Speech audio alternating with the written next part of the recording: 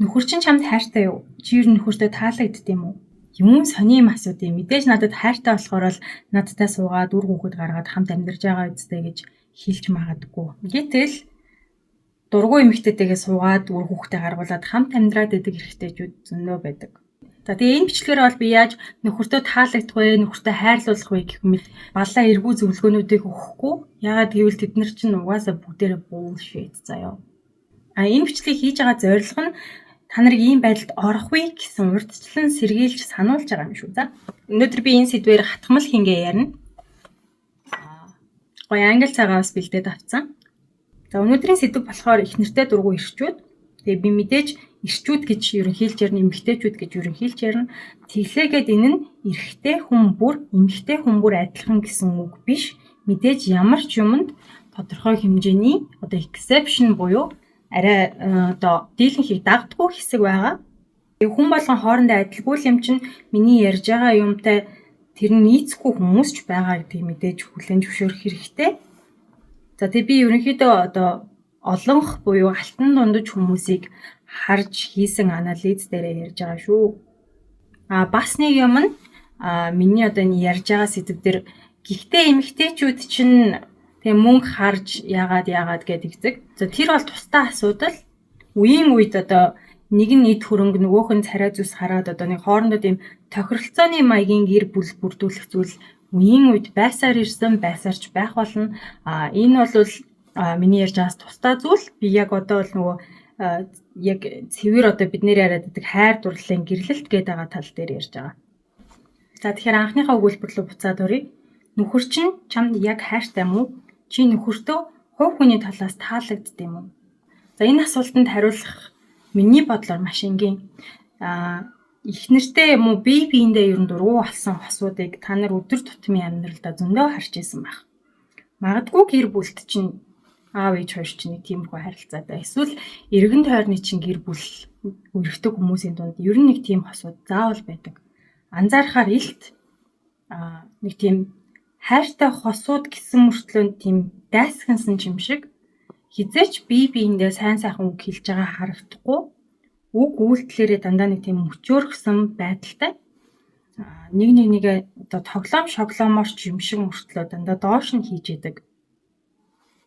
Тэгээд бүр ингээд та хоёр яагаад хамт байгаад би нэгэ хайраа гэд дуудаад идэм бэ? Хайраа гэд амартлаа яагаад бие биендээ ийм харгас хандд юм бэ гэж хэлмээр санагддаг. Ингээ хайраа гэж би нэгэ дууддаг мөртлөө яг үйлдэлээс нь тэр хайр нь юусаа харагдахгүй нэг тийм хөрчгсөн гэх юм уу? Тийм хосууд анзаарэгддэг. За тэгээд тэр хоёрын харилцааг анзаарахаар эрэгтэй нь ерөнхийдөө бүр залхсан, төвөгшөөсөн найз охиноосоо хол байхын түүс. Тэ аль болох яаж зухдах уу, яаж хол байх уу, яаж цагийг хамт өнгөрөөхгүй байх уу гэсэн байдалтай. Эмэгтэй нь болохоор нэг тийм гомдсон, тунсан нэг тийм хэрэгцээ шаардлагыг нь сэтгэл зүйн хайрлуулах, анхаарал өгөх, татах тэр хэрэгцээг нь хангахгүйгаас болоод нэг тийм хариугаа аваад нэг тийм мөчөөрхсөн маягтай үг хайсан, үгээр ицсэн тийм харилцаа байдаг тий. Чин эсвэл эсрэгээрээ эмэгтэй нь ингээл миний нөхөр, миний хайр гэж бүр ингээл хүзүүнт нь зүгтэл эрэгтэй нь гэсэн чинь нэг тийм хамт байгаасаа жоохон ичээд байгаа юм шиг ганц би харагдах гал ядаал тий. Эмэгтэй нь ингээл ойртож морьтол ингээл эрхэлж мөрхөлтлөөр цаашаа болооч ядаргаатай ингээл нэг тийм төвөгшөөсөн, илт төвөгшөөсөн залхсан байдалтай байж байгаа харагддаг. Би нэг жишээг маш сайн сандгийн. Дэлгүүрт байхад нэг эмэгтэй хувцас хөрөөнөөс ингээд даашин зүмсж үзээд илт тэр нь өөрт нь таалагдаад өөрийгөө гоё харагдаж байгааг мэдрээд ингээд нүүр дүрэн бишээл тодруулаад гарч ирээд тэн сууж байгаа найз залуу юм нөхрөөсөө ямар харагдаж ийн хайраа гэсэн чинь юм хачин юм бэ яах гээд байгаа юм бэ? Наач тий одоо хидин бөл гэж хэлж байгаа байхгүй юу? Тэгэл тэр эмэгтэй нүүрэнд байсан тэр мишэл нь унтраал нүднийхэн гал нь байхгүй болол заа гэж буцаахаад өлөхгүй л явж исэн. За тэгээ тэр мөчөд бол би энэ залуу энэ хүүхэнд ёстой дургу хайраа гэж байгаа боловч энэ хүүхэндээ үнэхээр дургу үзэж чаддаггүй юм байна. Бараг үзэн ядд юм байна. За явандаа энэ залуу энэ эмэгтэй өөртөө итгэл амьдрах хүсэл, урам зориг бүгдийг нь шуулж сорж аваад нэг тийм хоосон өндөгний хальс шиг хүн үлдээх юм байна да гэд бодож исэн. Тэгээ ийм тохиолдолд харамсалтай нь маш илбэг байдаг. Эргэн тойрныхон танилуудыг ч юм уу гэр бүлийн хамаатан саднуудаа харахад яг тийм хүмүүс байдаг. Зундаасаа өөр хүүхэдтэй дутах гачхамгүй сайхан амьдарч байгаа юм шиг мөртлөө тэрний хоорондын харилцаа нь хүүтэн. Тэгээ ихэнх тохиолдолд эмэгтэй нь хайр халамжгүйсэн, эрэгтэй нь тэрийг өгөхгүй гэж гидсэн маягтай байдаг. Тэрнээс болоод ч юу нэг тийм эмэгтэйчүүдийг онцлсан яаж нөхөртөө хайрлуулах уу, яаж одоо нөхрийнхөө хайрыг татах уу, яаж одоо сайхан дур татам эмэгтэй болох уу, нөхөртөө хайрлуулах нууц гэх нэг хэлдэг балай ном, контент, подкаст яваалаа. Тэг яг үннийг хэлэхэд бидний аль нь ч үйлчлэхгүй. Анхнаасаа тэр хүн тань дургүй байсан бол та яаж ч тураад, яаж ч үтрээгээ чангалаад, яаж ч нүрээ засуулаад танд дуртай болохгүй. За энэ талаар дэлгэрүүлж ярихын өмнө дахиад нөгөө дийлэнх олон хэрэгтэй эмэгтэй хүмүүсийн сэтгэлгээний ялгааг нь харж үзэх хэрэгтэй. Эмэгтэй хүмүүс ерөнхийдөө өөрт нь хайртай, өөрт нь халамжтай ч юм уу хамт удаан байгаа хүндээ тасаж дурлах гад байх магадлал нь илүү өндөр. За тэгээ дүнгиж хүмүүс танилцаж үерхэж эхлэх үедээ нэг эрэгтэй хүмүүс чинь яг эргүүлгээл нэг жоохон халамж анхаарал гаргадаг штеп. Тэр үед бол эмэгтэй хүн айгүй хурдан дурлаа тайртай болчтой. Эрэгтэй хүмүүс болохоор эмэгтэй хүмүүс тоогдох гээд яг одоо дүнгиж үерхлийн ихэнх үедээ ч юм уу эргүүлж явах үедээ ингэж нэг үзүүлдэг нэг тийм романтик үйлдэлүүдийг болохоор ерөнхийдөө love bombing гэж нэрлэдэг. Хайраар бөмбөгдөх гэж нэрлэдэг. За тэгээд зарим ирчүүд бол love bombing-д айгүй мундаг. За тэгээд love bombing-оос нь болоод эмэгтэй хүмүүс айгүй хурдан итгээд дурлалчихдаг. Гэтэл эрэгтэй хүмүүс тэр love bombing-о өөртөө амар таалагдаагүй амар хайртай биш хүмүүстэй ч хийж чаддаг. За эмэгтэй хүмүүс анхнаасаа өөрт нь огт таалагдаагүй, огт vibe нийлээгүй, нэг тийм сонин санагдаагүй, сонирхлыг нь татаагүй эрэгтэйтэй гүрийгээ дуулцах тэр байтугай үр хүүхдийг нь гаргаад хамт амьдран гэж бараг л байхгүй. Тэгж чадахгүй. За яг ингээд хосуу дунд ингээд ингээ олон жилийн явцад ингээд нэг бие биендээ дургу болцсон хосууд байгаа штэ. Тэр бол ихэнхдээ явцын дундад эмэгтэй дургу болсон байдаг. Гэтэл эрэгтэйчүүд болохоор за тэгээ миний хэлснээр нөгөө нэг бүх эрэгтэй биш л дээ. Гэхдээ ерөнхийдөө дийлх эрэгтэйчүүдийн хувьд анхнаасаа тэр эмэгтэй нэх онц санагдахгүй байсан ч гэсэн амар тэгж одоо сэтгэлийг нь догтлуулж дурлуулахгүй байсан ч гэсэн романтик зан гаргаад love bombing хийгээд эргүүлэх чадвартай байдаг. Тэгэхээр нэг тийм динамик харагдаад байгаа биз? Эрэгтэй нь болохоор за яахвдээ байсан ч гэсэн love bombing хийчдэг. Эмэгтэй нь болохоор тэрэнд нь итгээд дурлаад өөрт нь айгүй хайртай болоод өөрхөн төлөө юу ч хийхийг бэлэн болоод өгдөг нэг тийм динамик харагдаж байгаа зү. Тэгвэл эрэгтэй хүмүүс яагаад тийм юм хийдیں? Яагаад тэд нэр өөрт нь нэг онц биш санагдсан. Бүр зарим тохиолдолд өөрт нь таалагдахгүй байгаа эмэгтэйг одоо өөрийн болох гэж тэр эмэгтэйг ингэж эргүүлж гэлтүү янзын зан гаргаж романтик үйлдэл хийж нэг ясаар тоглоод байгаа юм бэ. За мэдээж хит хитэн төрлийн тайлбар байгаа. За нэгдүгээрт нь болохоор зүгээр өөрийгөө чадах нь үгүй юу гэдгийг харах гэж. Тэр чинь нөгөө эрэгтэй хүний эго гэж амар байдаг гэж хэлсэн шүү дээ. Энэ муу өөдгөө би чиг би өөрийн болгож чадах юм бол те надад нэг бахан ханах гад. Тэгээ зөв би чадах хэсгээ үүсэх гэсэн. За энэ тохиолдолд бол хөвчлэн love bombing хийж байгаа оронд оруулангуудаа хаяад явна. Гэтэ миний бодлоор энэ хамгийн хөнгөн хэлбэр нь. Ерөнхийдөө хэлэхэд бол эрэгтэй хүмүүс хөвчлэн эмэгтэй хүний биеийг ашиглах сонирхолтой байдаг. Гэхдээ энэ биеийг ашиглах гэдэг нь зөвхөн секси утгаараа биш. Өөр төрлөөр бас эмэгтэй хүний биеийг ашиглаж болно. За тэгээ дараачийн одоо өөрийг нь сонирхгүй, өөрийн хайргүй байгаа эмэгтэйг эргүүлэх дараагийн шалтгаан болохоор зүгээр л ойрхон байсан болохоор.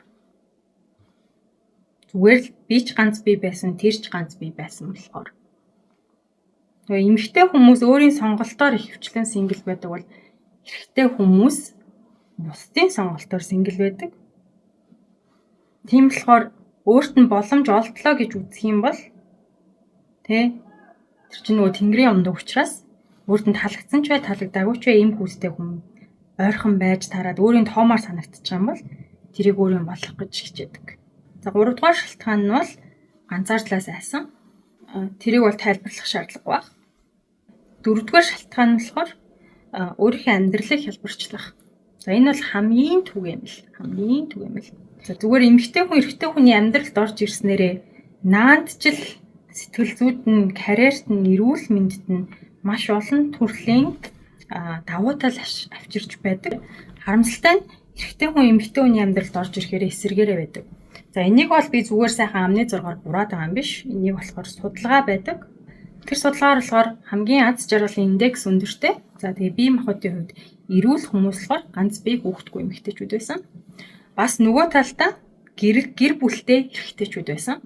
Харин хамгийн аз жаргалгүй болон эрүүл мэнд нь одоо эрсдэлд өртөж магадгүй бүлгээр гэр бүл хүүхдтэй эмэгтэйчүүд тэгээ ганц бие эрчүүд байсан.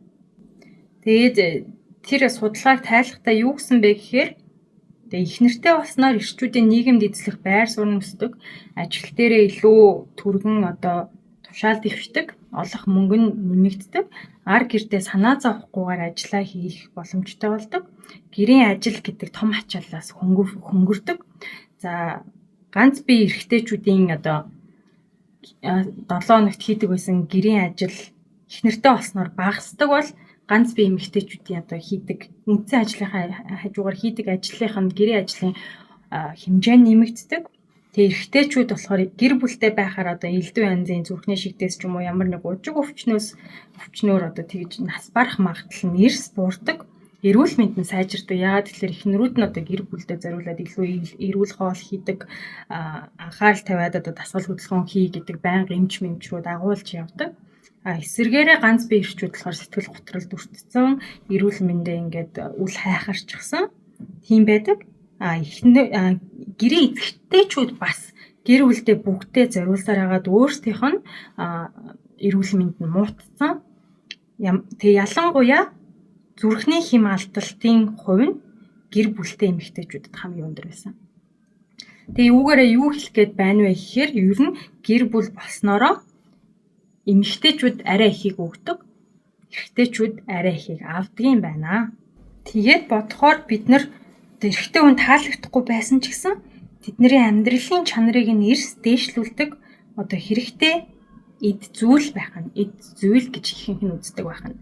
Тийм учраас тэр одоо эхнэр нь найз бүсгүй таалагдсан ч бай, таалагдаагүй ч бай, ямар ч байсан амьдралд нь орж ирснээр илүү ашигтай байх учраас за яг ганцаараа байж ахаар нэг юм хүнтэй болёо гэд үздэг байх нь. Тэгээд өөртөө таалагдаагүй эмэгтэйг эргүүлж өөрийн болох гэж оролддог хамгийн аимшигтай шалтгаан байдаг. За энэ шалтгаан нь болохоор тэр эрэгтэй чамайг бүр үзэн яддаг. Үзэн яддаг учраас чамайг бүр нухчин дарж аваад сүрс хүлдэхгүй амтан болгоод бүр амьдралыг чинь үгүй хийж бахтаваа хангах зорилгоор чамтай гэр бүл болдог. За тэгээ ингээ ярихаар чи арай хэтрүүлж ин тийм аимшигтай эрэгтэй хүн гэж юу яах вэ? Чи кино яриад байна гэж магадгүй. Гэтэл бодит амьдрал дээр эмэгтэй хүн хэний гарт нас барах магадлал хамгийн өндөр байдаг лээ. Эмэгтэй хүн алга болох юм учир битүүлгээр нас барсан байвал цагтаа хамгийн түрүүнд хэнийг сэжигтнээр татаж шалгадаг. За тэр шалгасан хүмүүсийн 50% нь үнэхээр хэн гэмт хэргийг хийсэн байдаг вэ? Эмэгтэйчүүд бид нар танихгүй хэн нэг гудамжинд байгаа гэмт хэрэгтний биш, хайртай байсан эрэгтэйхэн гарт үхэх магадлал хамгийн өндөр байдаг. За тэр тусмаа жирэмсэн эмэгтэйчүүдийн хувьд үхлийн номер 1 шалтгаан нь хүүхдийнхаа эцгийн гарт алуулах гэдэг баггүй юу? Тэгэхээр үзэн ядсандаа чамтай суугаад байна гэдгийг тийм хийсвэр тэг нэг айлах гэж байгаа тактик гэж ойлгож болохгүй. Үнэхээр л толгойдоо тийм аимшигтай юм боддог эрчүүд байдаг. Чамайг өөрөөс нь илүү байгааг мэдээд тэг нэг тийм номхруулна, нэг зөрүүд эмийг номхруулсан илүү нэг тийм ном амар байдаг шүү дээ. Өөрөөс нь илт дагуу сайхан хүүхэн байдаг ч юм уу, эсвэл нэг тийм яагаад ч нэг тийм бүр ингээд зэвүүг нь бүргээд Тэнгүүд ингээ авч суугаад амьдралыг чинь би буснуул ингэж дотроод тангараглаж байгаад авч суугаад тамалдаг хүмүүс бас байдаг. Гэтэ яг энэ тохиолдол харьцангуй бага л да, харьцангуй бага. Гэтэл тэр чинь тохиолдох магадлалгүй гэсэн үг ерөөсөө биш.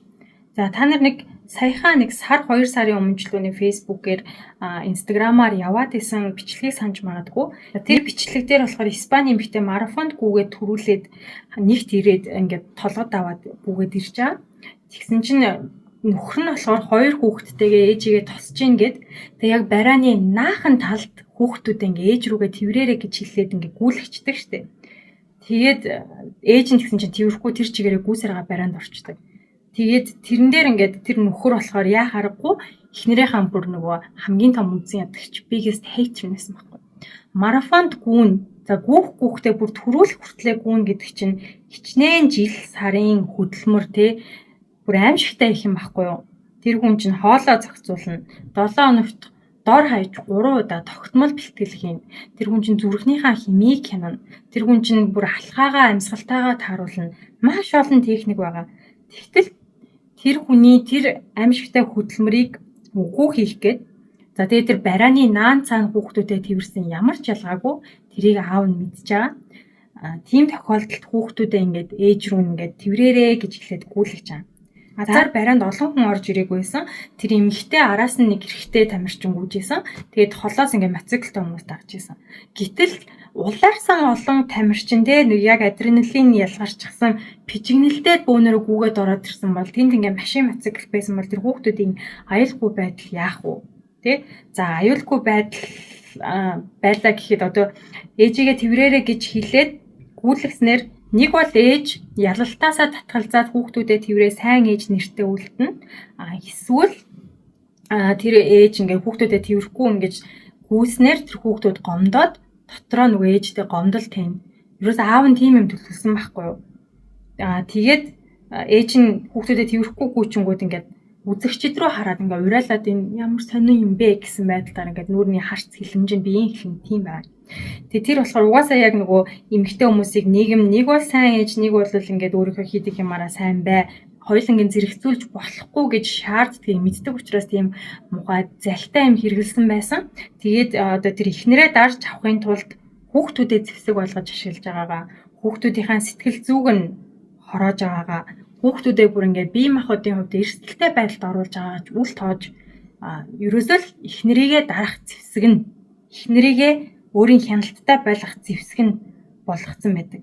Тийм хүмүүстэй хамт өөр хүүхэд төрүүлснээр тэр хүн хизээч хүүхдээ яг үнэн голоор хайрлахгүй дандаа л ихнэрийгээ дарах эд одоо нөгөө шатрын хөлөг хүү зэвсэг гэж хардаг. Тэгээд та нар яг ийм том хэмжээний биш ч гэсэн ижил төстэй тохиолдлуудыг өдөр тутмдаа зөндөө л харсан байна.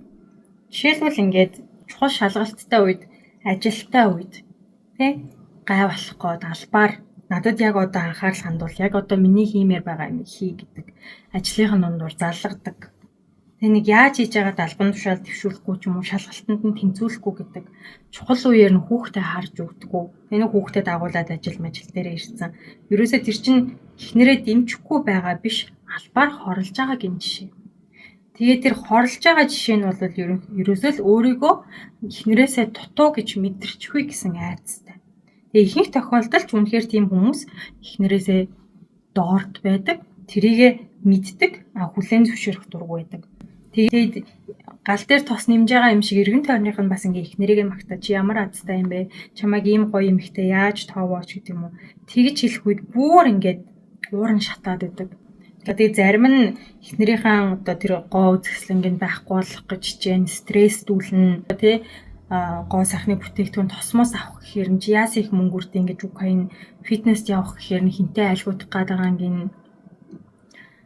тэ айтаахан хувц өмсгөхөөр нь хин таалагдах гадаагаан гин ерөөсөө яаж ивэл сайхан бэ гэвэл тэ гутлаач ирээд хүснэ арзаагаад хөл нүцгэн жирэмсэн баахан хүүхэдтэй дарагдаад өөрийнх нь доор байж хахад л айгуу дуртай. Эрүүл эготой, эрүүл сэтгэлгээтэй эрэгтэй хүн бол эхнэрийг нь хүмүүс магтахад зарим нэг зүйл дээр одоо өөрөөс нь давуу байхад хүлээн зөвшөөрдөг. Тэр бол ямар ч асуудалгүй. Угаасаа хоёр хүн байгаа юм чинь зарим нэг тал дээр нэг нь илүү, зарим тал дээр нөгөөх нь илүү л байх хэвээр. Тэр чинь угаасаа л хим үзэгдэл. Гэтэл нөгөө нэг эгондоо дарагдчихсан toxic masculinity гэдэг хортой эр шинжинд давтсан нөгөө эр муу чимийнээр байх ёстой гэж боддог эрэгтэй чинь ерөөсөө эхнэр нь ямар нэгэн талаар өөрөөс нь илүү байхыг, илүү гарахыг хизээч хүлээн зөвшөөрдөггүй. Тэгээд харагдчих юм бол атаархсандаа маш хачин үйлдэл гарганаа. За тэгээд ер нь тийм эрчүүдийн эцсийн юу гарч байгаа гэвэл явж тэгээ эмэгтэйгээ ямар нэгэн байдлаар хүлж ижил санаа намарна. За тэр нь одоо шууд өөртөө алдгүй маа гэхэд тэгээ эрүүл мэндийг нь багаар хумсалж идэж тийм ахыг нь зовоож байж санаа намарна. Тэгээ би түрүү хэлсэн шүү дээ. Ганц би ээжүүд, салсан эмэгтэйчүүд, ганц би эмэгтэйчүүдэд байдгүй мөртлөө нөхөртэй эмэгтэйчүүдийн хувьд нөгөө зүрхний хэм алдах магадлал, зүрхний хэм алдах хүчин хамгийн өндөр байдаг гэдэг чинь тэр байхгүй юу? Хажууд нь байгаа хүн нь байнга хэмлээд, байнга мэрээд эрүүл мэндийг нь шууд утгаараа хохироож идэг. За тэгээ энэ болохоор нөгөө extreme case-үүд. За нөгөө ерөнхийдөө хамгийн түгээмэл байдаг нэг гэдэг нь болохоор нөгөө та амьдралыг нь хөнгөвчлөдөг гэж би ярьжсэн тий. Тэгээ эмэгтэй хүн үнэхээр эрэгтэй хүний амьдралыг хөнгөвчлөдөг хэрэгсэл гэж олон зууны турш үзсэн.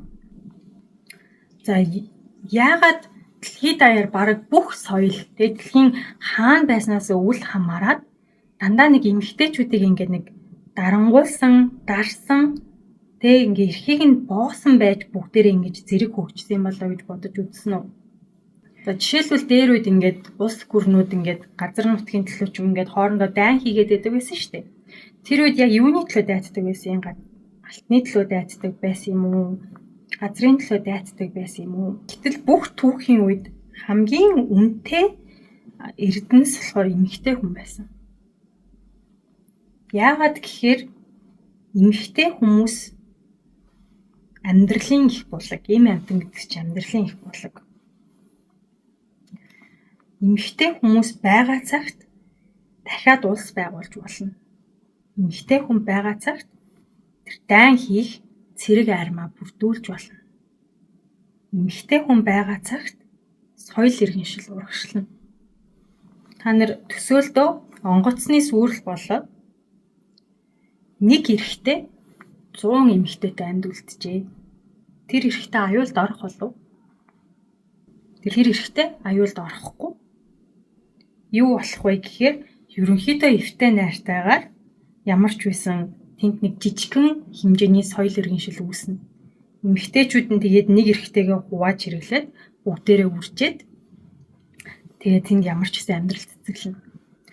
Та нар онгоцны ослоос 100 эрэгтэйтэй нэг эмэгтэй амьд үлдвэл тэнд юу болно гэж бодож байна. Бүгдээрээ тэр эмэгтэйтэй байхын тулд хоорондоо хуваагдаж эхлээд бүлэг болж дайтана. Дараа нь ер нь би нэг алж эхэлнэ. За тэгээ цөөхөн хідэн хүмүүлтэнгүүтээ за энэ муу шулмаас болоод байна гэх нэг эмэгтэйг алчихна. Бүгдээрээ нийлж хүчрхийлж байгаа таална. Тэгээ би ерөөсө текстүүлж байгаа юм биш. Яг ийм бодит зүйл болсон. Дэлхийн 2 дугаар дайны үед Японы цэргүүд нэг арал дээр яг сүрээд 27 цэрэг байсан лөө дээ.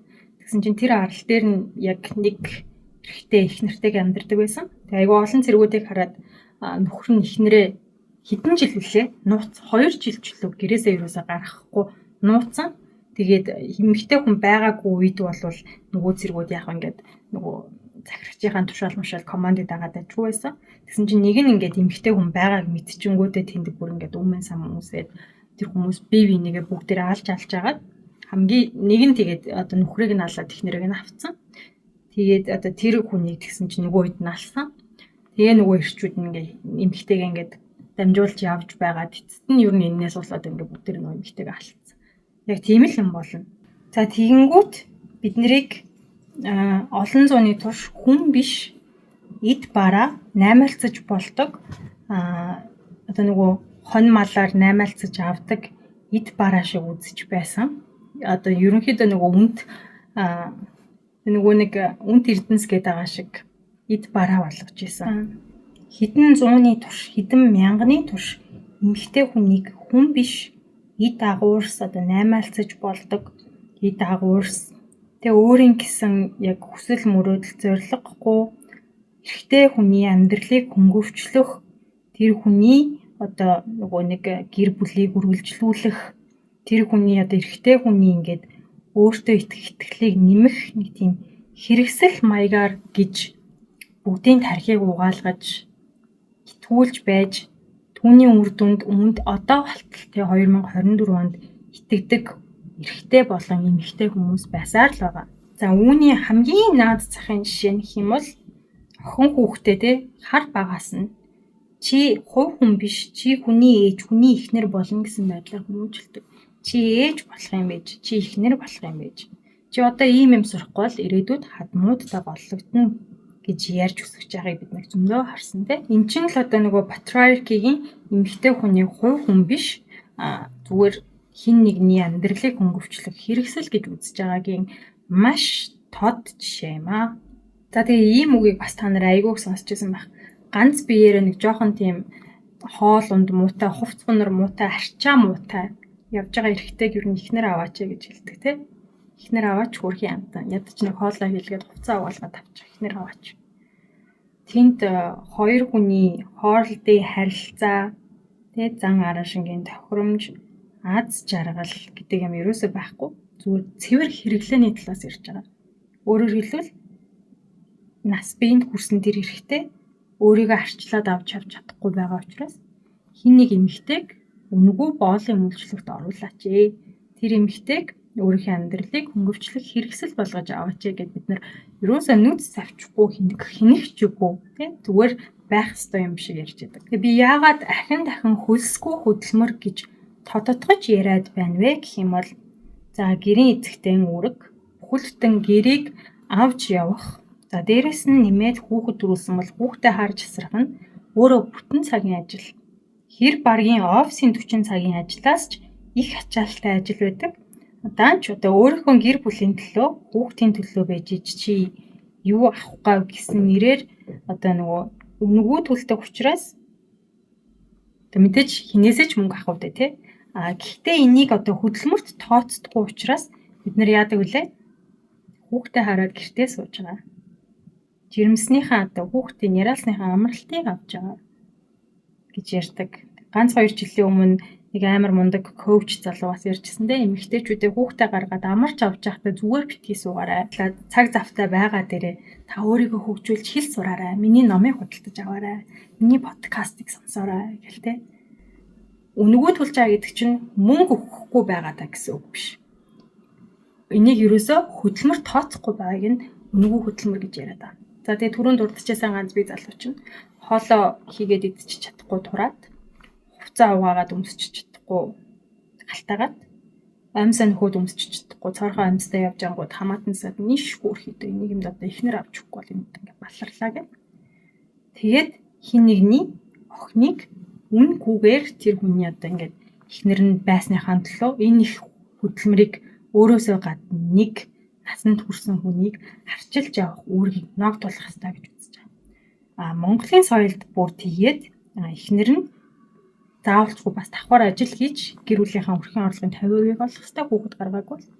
Тэгэхээр яаж байгаа юм? Тэр эмэгтэй ганц бие байхдаа зүгээр ажил хийдэг байсан бол тэр ажил дээр нэмэгдээд бүтэн цагийн нэг хүнийг асрах, насанд хүрсэн хүүхдийг асрах ажил унтж байгааз. Тэгээд тэр ганц бие залуу хэрвээ тэр их ажлыг бүгдийг нь одоо нөгөө нэг аутсорсинг хийгээд өөр хүмүүсээр хөлсөлж авсан бол тэр залуу хизээч тийм одоо хөлсөлж авъя гэж тооцъё л доо.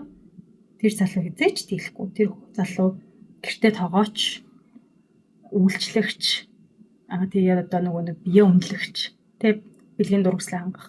Тэгээ хүүхдийн тээгчих, хүүхдийн 24 цагийн асрагч, өөрийнх нь одоо нөгөө нэг гэр цэвэрлэгч, одоо тэгээ өвдсөн үед нь сувилагч бүгдийг нь худалдаж авах чадвар байхгүй.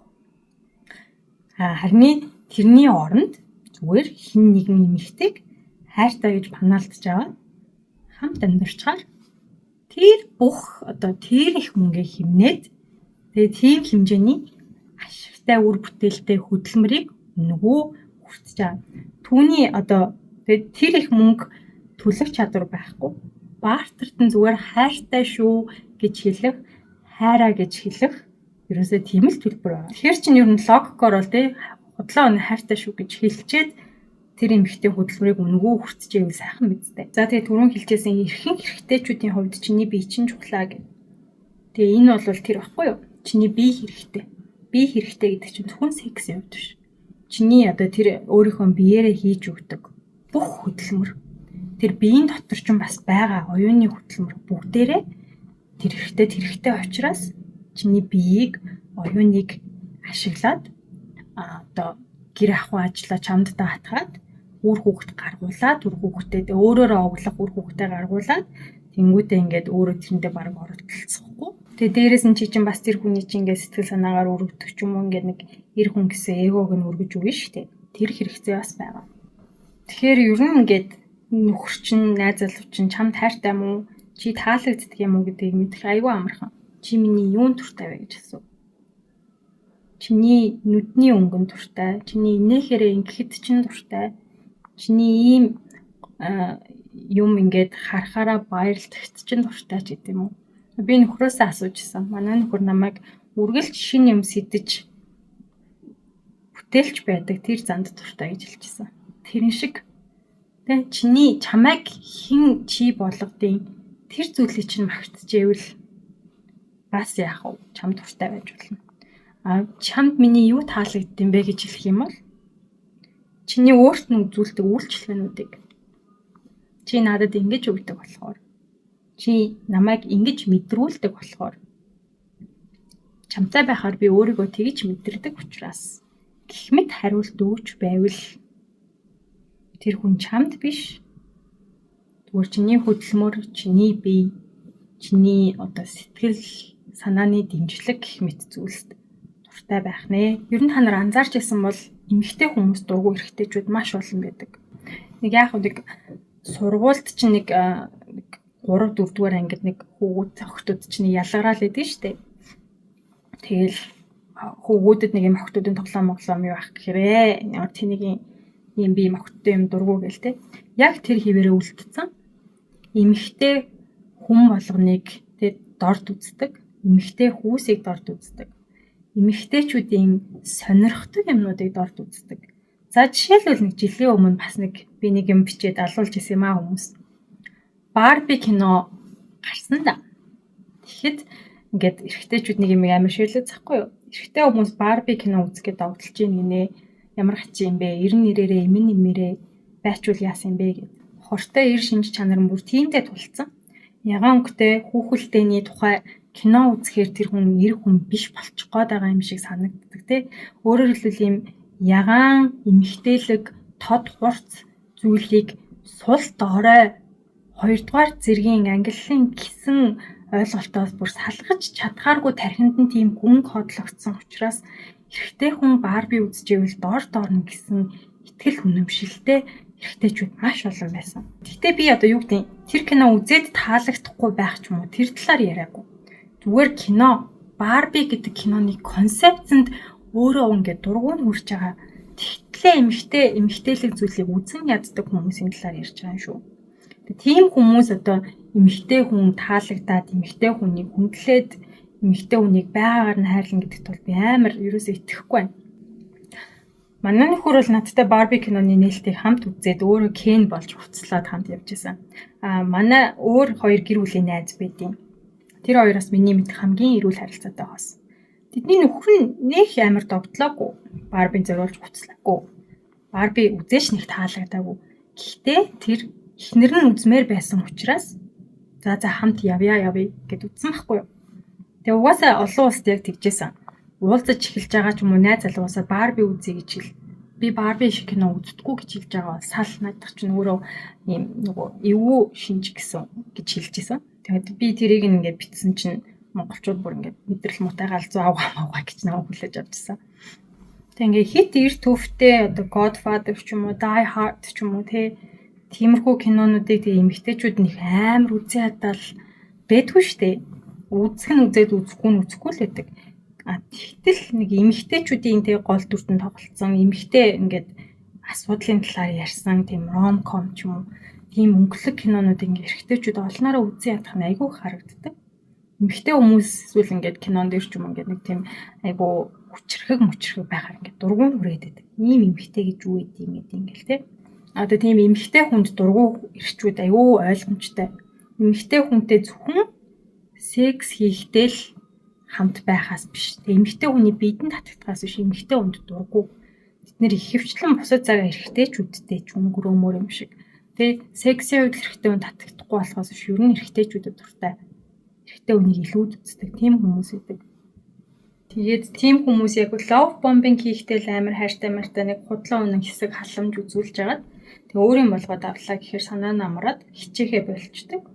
Тэнгүүд нөгөө love bombing үедээ айгүй хүчтэй тархинд нь химийн урвал явагдаад ингээд chemical bonding гэдэг нөгөө хүнээсээ юм хамаатай ч юм шиг болцсон эмэгтэйчүүд нь тэр мэдрэмжээ өгүүлээд тэг нөгөө өөрөө дахиад амар хичээх юм бол тэр одоо ханджсэн хандлагаараа дахиад хандах байх гэж гордоод тэр үеийн одоо нөгөө мэдрэмжээ ахиж олж авахын тулд нөгөө эрэгтэйдээ ингээд зүгдээл байгаад байдаг байхгүй юу. Тэгээд анханасаа тэр хүн хизээч тийм байгаагүй гэдгийг хүлээн зөвшөөрч чадахгүй. Тэр ингээд зүгээр өөрийг нь толгойг нь эргүүлэхийн тулд түр зур гаргасан хиймэл жүжиг гэдгийг ойлгохгүй. Одоо нөгөө би өөрөө ингэчих юм бол ийм зүйлээ ингэчих юм бол энийгээ засчих юм бол одоо тэр маань ингээ буцаад эхлэх байх, ирэх байх гэж гордоод тийм тэгжээснэ за хүүхдийг гаргаад өгчүүл ингэх байх.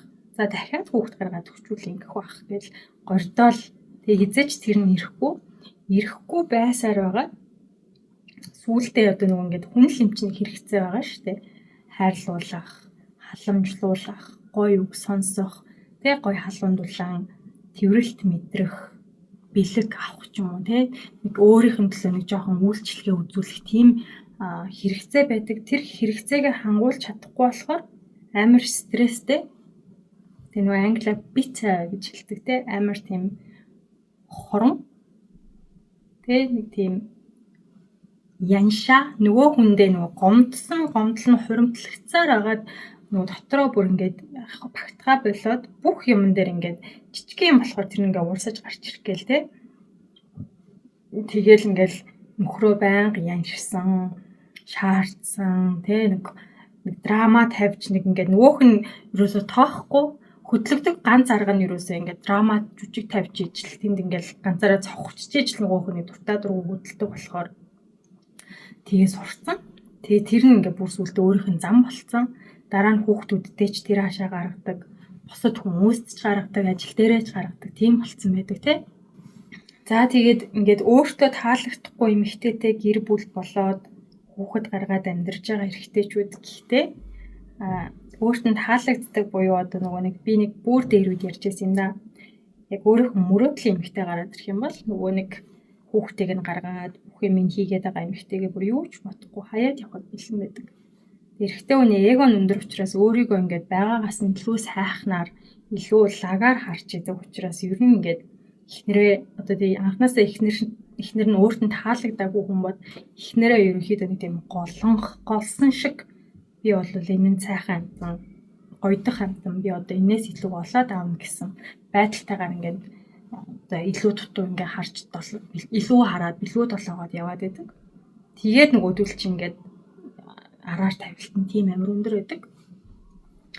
За тэгээд одоо өөртөө илүү санагдсан эмэгтэй байх юм бол өмнөх ихнэрээ юу ч болоогүй юм шиг хаяа шинээр амьдрал зохион өөрийгөө хит өндрөөр үнэлсэн тэрийг хинж тоох шинжгүй байвал тэг их нэртэйгээ байгаа л байна. Ер нь гэрчүүч нэг 50,000 хүртэл бол өөрийгөө аяг өндөр үнэлчихнэ.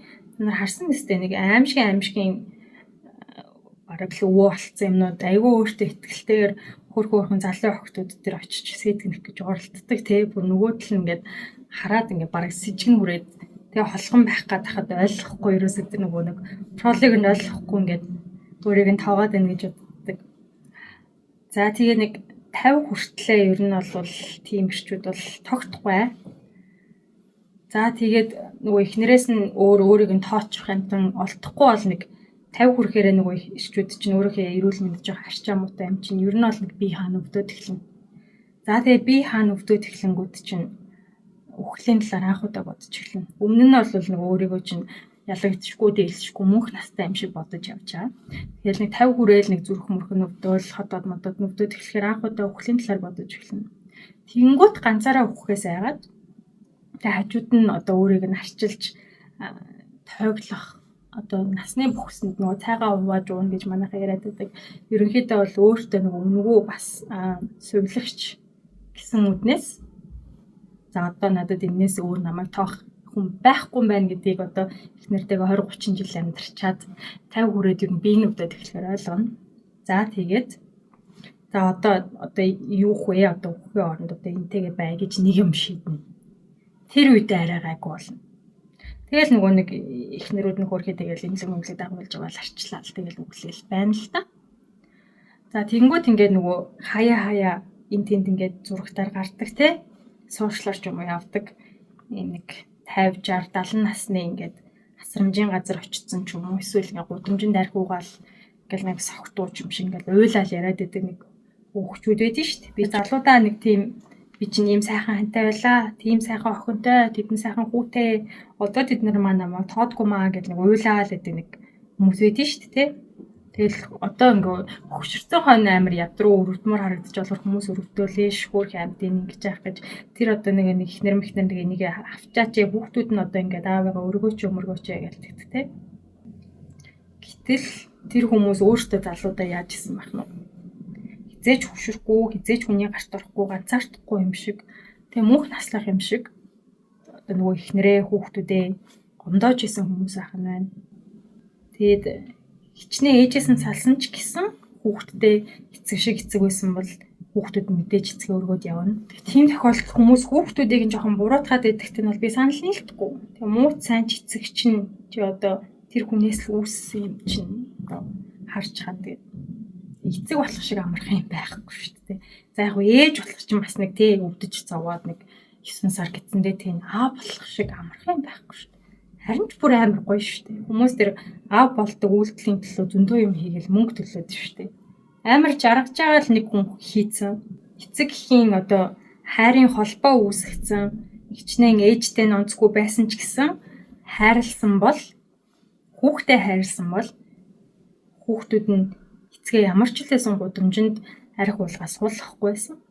Тиймдээ тулцсан байна гэдэг чинь хүүхдүүдийн хувьд одоо эцэг биш болсон байгаа байхгүй юу? Зүгээр танихгүй сперм донор одоо үрийн шингээ донор л болсон байгаа байхгүй юу? За тэгээд энэ олон юм нурснараа ер нь юу хэлэх гээд байна вэ гэвэл тэгээд магадгүй та одоо дөнгөж нэг хүнтэй үерхэж эхлээд ч юм уу тийм байгаа бол тэгээд шинж тэмдгүүдийг нь ажиглаарай. Танд хувь хүний чинь хувьд дуртай юм уу? Тэ таны юу сонирхож байна, юу үзэж байна? Хүнд дуртай байх, хүн таалагдах, хайртай байх чинь илэрхий штэ. Тэр хүний талаар бүгдийг мэдмээр санагдана. Судлан, сонирхон, тэ тэр хүнийг баярлуулмаар санагдана. Тэр хүний талаар ямар нэг юм хиймээр санагдана. Тэр хүнийг хараад тэр хүнийг аз жаргалтай байлгахын тулд бүгдийг хийнэ. Хэрвээ би өөрийгөө тэр хүнийг аз жаргалтай болгож чадахгүй байна гэж бодох юм бол би өөрийгөө сайжруулъя гэж бодно. Тэр хүнд тэнцэхийн тулд тэр хүний ингээд кино үзэхдээ юу бодож байгааг нь мэдрэхийн тулд дуу сонсоод ямар дуу тэр өдөр сонсоод юу мэдэрч байгааг нь мэдрэхийг хүснэ. Хүн хүндээ хайртай байх, хүн хүндээ таалагдах мэдрэмж чинь дандаа адилхан штэ. Харин чамайг хувь хүн талаас ч юм биш зүгээр миний амьдралыг ингээ хөнгөвчлөөд тийм намайг амьдралынхаа гол дүр байхад туслаад өөрөө юм туслах дүр болгох. Тэгээ зарим ирчүүд чинь амар штэ. Эмэгтэй хүний хүн гэж үзгүй. Яг нөгөө одоо ухаалаг тоос сорогч морогч гэж байдаг штэ. Яг тэрэн шиг. Та нар нөгөө аюу бол реклам харсан л ах тий. Ногоо ирчигчтэй байхад ихнэрээр яах вэ гэсэн л байдیں۔ Угаалгын машина миний шар ихнэр гэл маркетинг явж л байдیں۔ Тэгээ ер нь бол тэр яг эрэгтэй хүмүүсийн хийсэн маркетинг байх л та. Тэгээд тийм эрэгтэйчүүдийн хувьд бол бид нөгөө юм зүрхтэй, бодолтой, тэгээ өвддөг махан биетэй хүмүүс биш. Бид нэр яг юм робот төхөөрөмж. Тэгтээ нэг тийм жоохон супер төхөөрөмж. Бүгдийг нэг дор. Аяг тав угаагчтай, хоол одоо нөгөө ногоо арилгагч, хуурагч, шарагчтай, хувц угаагч, хатаагч, эндүүдэгчтэй, тэгээ тоос сорогч, угаагч бүгд нэг доороо. Тэгснэ ингээд одоо нөгөө бэлгийн дурд таашаалыг нь тавиулцдаг, тэнгүүдээ үр хүүхдийг ингээ гаргаад өсгөчдөг инкубатор, тийм ерөөсөө робот гэж боддог ихэнх зарим эрчүүд. Үнэхээр эмэгтэй хүнийг робот л гэж боддог. Тэгээ робот гэж бодож байгаагийн хамгийн тод илрэл нь юу вэ гэхээр робот яадаг вүлээ? Робот өвддөггүй, робот хөгшөрдөггүй, робот таргалдаггүй, робот сэтгэлийн хөдөлгөөн гаргадаггүй, робот сэтгэлээр унж гомддаггүй, үг хайдаггүй, гомдлдаггүй. Робот ямар байдаг вэ гэхээр яг байсан байранда ерөөсөө ч өөрчлөгдөхгүй нэгэл байж. Тэгээ бодохоор нийгмээс бас эмэгтэй хүмүүсээ ямар бай гэж шаарддаг вүлээ? Тэ? Хүүхэд төрвөл төрсөн ч төрөөгүй юм шиг турах аваа. Таргалж болохгүй, хөгшөрч болохгүй. Уг нь хөгшөрөх нь бүх амьтны байгалийн чам. Тэгтээ эмэгтэй хүн хөгшөрөх ёсгүй, үрчлээдэх ёсгүй, жин нэмэх ёсгүй. Эмэгтэй хүн насаа нуух ёстой, өөрийнхөө наснаас ичих ёстой, залуу харагдах ёстой. Эмэгтэй хүн хитрхи ухаантай байж болохгүй. Ухаан эмэгтэй хүн одоо нөгөө ухаантай эрэгтэй хүнээс илүү гарах гэдэг шаардлагагүй. Эмэгтэй хүн даруухан байх ёстой, эмэгтэй хүн байх ёстой, байрандаа байх ёстой. Баахан эрчүүдийн дунд ороод ингээд өөрийгөө мундаг харагдуулах гэдэг хэрэггүй. Тэр эрчүүд чинь нөгөө эр хүн гэдгээ мэдрэх ёстой. Тэгээ эмэгтэй хүн хитрхи чанга дуутай байж болохгүй. Эмэгтэй хүн даруухан, ичимхий, гэр хавцаана хүүхдүүдтэйг ингээд байж байгаа ёстой. Эмэгтэй хүн хүүхэд дөрүүлээд хүүхдүүдээ өсгөж байхдаа ганцаараа шахуу өсгөх ёстой. Бүгдээрээ тэгээл эсгсэн. Хүнээс илүү юм хийсэн юм шиг чи яагаад ингэж тийм? Бүх эмэгтэйчүүд ингэж юм гэж ярьдаг. Тэгэхээр ингээд сайн бодох хэрэгтэй. Чи цаашдаа хүн хിവэр амьдрмаар байна уу? Өөрийн гэсэн зан арашинтай, үзэл бодолтой, сул болон давуу талтай хүн баймаар байна уу? Эсвэл хэн нэгэнд таалагдахын тулд роботын дүр эсгэж амьдрах уу? Тэр хүний шаардлагаар хизээч өвддөггүй, ууралдаггүй, ядардаггүй, хөгшөрдөггүй, таргалдаггүй, стресстдэггүй, гомдлдоггүй, гоншиндаггүй робот байж амьдрах юм уу? Тэгэл нэг янз бүрийн нэг нөхөртэй хайрлуулахчоор эрэгтэйчүүдэд юу таалагддаг вэ? Эрэгтэйчүүдэд хайрлуулахын тулд ямар нууцыг тайлах ёстой вэ гэл тэ. Нөхөр маань одоо надад хайргүй ингэж юм тэгж юм гэхээр одоо тур нүрээ харчил, фитнест яв, хүтрээгээ чангал, нүүрэндээ хагалгаа хийлэг, мөөм хийлэг, дахиад хүүхэд төрүүлж өг гэл. Тим зөвлөгөөнүүд хизээч амжилтыг олохгүй. Тэр юу шаардж байгаа гэхээр тэр хүмүүс ер нь таныг робот байл гэж шаардж байгаа. Тэгээ робот мэт амьдрах уу, яг хүн байдлаар боддоор амьдрах уу өөрөө чинь сонголт болохоор анханасаа тантай яаж харьцаж байгаа тэг хүний үгэнд биш үйлдэлд итгэж зураарай. Үг үйлдэл зөрөхгүй байх чухал. Хүн хайртайгаа харуулж байгаа тохиолдолд тэр хүн нөгөө хүн нь энэ надад хайртай болов уу хайргүй болов уу гэж эргэлздэггүй байхгүй юу? Тэр шууд мэдрэгддэг. Тэгэхээр нөгөө надад хайртай болов уу хайргүй болов уу хайртай гэсэн мөртлөө ингээд яах вэ ийх үү гэж байгаа бол хариулт маш энгийн хайргүй. Хайртай байсан бол танд хайртай юм уу надаа гэд асуугаад суучих шалтгаан байхгүй. Түүнхээр хүнд хайртай болохоор мэдрэхээс өөр аргагүй. Нөгөөх нь ингээд мэдэрч гэж хаяхгүй танд мэдрүүлж иж сална. Тэгээ хүн болгон ууг нь тэг бодлоор болдог бол тийм хайртай л учрамаар, тийм хүнтэйгээ учрамаар тэр хүнтэйгээ учрах хүртлээр янз бүрийн одоо яг үерхэж үзэж болно, туршлага сууж болно, тэг хичээлээ сурж болно. Гэхдээ тэр хүнтэйгээ учиртлаа битгий буруу хүнтэй тэг өөрийн чинь хүндлэхгүй хайрлахгүй байгаа.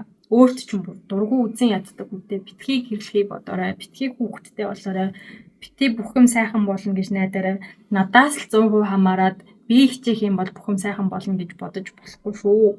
Заримдаа хүн яаж ч хүсээд хичээгээд зүтгээд чармаагаад өөрөөс шалтгааллахгүй зүйл гэж бас байдаг. Тийм үед тэ гүрийгээд байх биш, тэ бууж өгөхгүй байх биш. Заримдаа тавьж явуулах нь хамгийн ухаалаг алхам байдаг.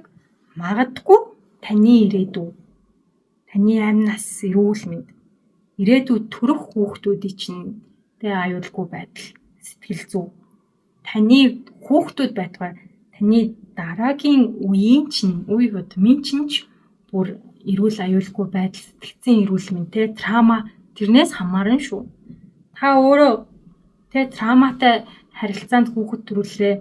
Тэр харилцааныхаа ингээд одоо нөгөө нэг хараалыг энэ хүүхэдтэй багаас нь сурах чинь тэр хүүхэд чинь бас тэгээд яг адилхан замаар яваад тэгээ ингээд үеийн үед чинь энэ юм чинь тойрогч нь бүлжлээд ээж магадгүй шүү.